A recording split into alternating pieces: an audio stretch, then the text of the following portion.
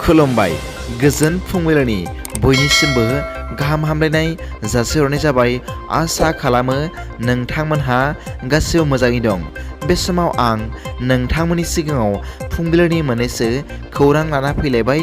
अन्नानै भिडिअखौ स्किप खालामाजासे जोबजासिम नायलांदो। आं बिब्दिनो सानफ्रामबो बर' रावजों रादाब फोसावबाय थागोन। गिबि रादाबाव दं मुलुग आइजो बक्सिं चेम्पियनशिपनि क्वार्टार फाइनालाव हाबनो हाबाय आसामनि मुंदांखा आरो टकिय' अलिम्पिकआव ब्रन्जनि मेडेल देरहागिरि बक्सिं गेलेगिरि लाभलिना बरग'हाइआ। मिथिनो मोननाय बादिब्ला मेक्सिक'नि मुंदांखा आइजो बक्सार भेनेसा अर्टिजखौ 75 केजिनि बादायलायनायाव 5-0 पइन्टआव फेजेननानै मैया समबारखालि क्वार्टार फाइनालाव हाबनो हाबाय होनना मिथिनो मोननाय जादों।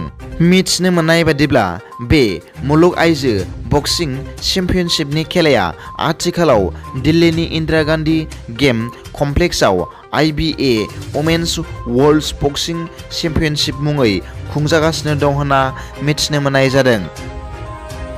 नैथि रादाबाव दं आसामनि सासे आइजो BSFआ गोमोथाव महरै जिउ गोमाजादों।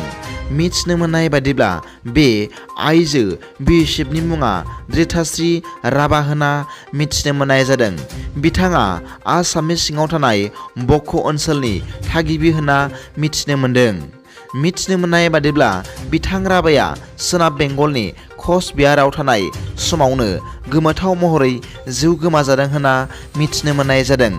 बिथांनि हरखाब मुंख्लं जानायखौ नखरनि सोद्रोमाफोरा गोथौ दुखु मोननाय फोरमायदों आरो बेनि सायाव गोख्रों नायबिजिरनो थाखाय पुलिस बिफानखौ खावलायदों होनना मिथिनो मोननाय जादों।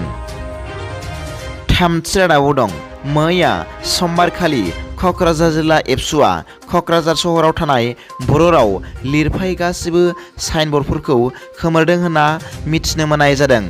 बे हाबाफारियाव क'क्राझार जिल्ला एबसुनि गाहाय नेहाथारि मानाव गेदेर खाम्फा बसुमतारी बिथाङा खौरांगिरिफोरनि सिगाङाव फोरमायदों दि आथिखालाव बर' रावा आसामनि अफिसियेल राव जानायलाय आरो बिटिआरआव बर' रावारि सुबुंफ्रानो बांसिन जानायलाय बर' रावा साइनबर्डनि गिबि सिरियाव लिरजानो नांगोन आरो बेनि उनाव इंराजि आरो असमिया रावखौ लिरफानो हागोन होनना फोरमायदों।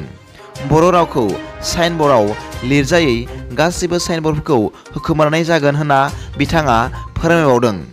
बिथाङा सरकारि आरो सरकारि नङै फसंथानफोराव बर' रावखौ साइनबर्डनि सिगां सिरियाव लिरनो थाखाय बिटिआरनि गासै रायजो राजाफोरखौ खावलायहरदों।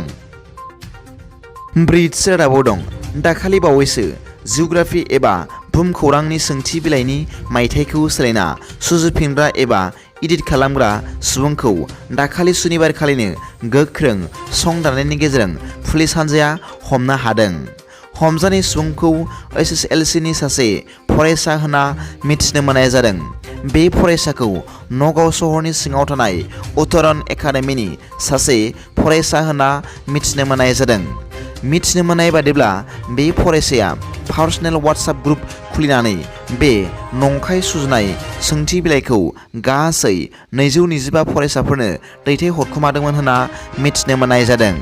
बेनिनो दायाव जिअ'ग्राफि आयदानि नंखाय सोंलु बिलाइ भाइरेल खालामग्रा मासुम आलीखौ जोबथेसालियाव मैया दैथायहरबाय होनना मिथिनो मोननाय जादों। दिनैनि फुंबिलिनि मोननैसो खौरांफोरा दा बेखिनिल'मोन। भिडिअखौ मोजां मोनदोंब्ला अन्नानै लाइक आरो साबस्क्राइब खालामनो दाबाव आरो बेल आइकनआबो थुनानै ला जाहाथे आं गोदान गोदान निउस आपडेट लानानै फैब्ला नोंथांनियाव सिगांग्रो नटिफिकेसन सौहैयो। गाबोननि फुंबिलिनि रादाबाव नोंथांमोनखौ आंनि चेनेलाव गोसो गोथारै बरायहरनाय जाबाय। गोजोन्थों। एसेनोसै। जै बर' हारिनि जै।